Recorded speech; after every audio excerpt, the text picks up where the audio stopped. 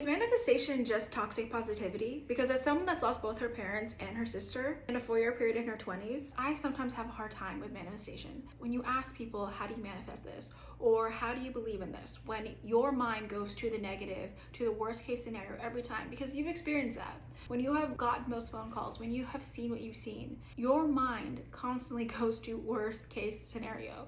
So when someone tells you, hold the vision, just believe it, a version of you already has it, it's really hard to believe that. It's really hard to be like, is that true? Because there's a version of me that is stuck on the floor, that won't get up, that won't eat, doesn't care about anything at all in this world. There's that version that exists, but how do I choose the version that is thriving, that is full of abundance, experiences more happiness and sadness? How do I choose that? And that's what makes me think that manifestation and lucky girl syndrome and just like that toxic positivity, there is something there.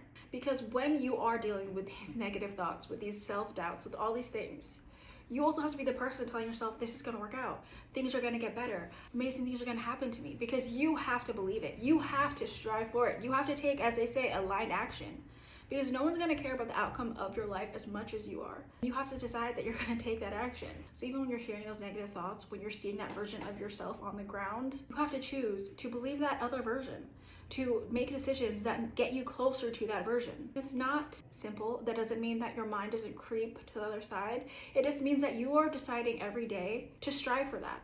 There may be days that you backslide, but the next day you can decide to make a better decision.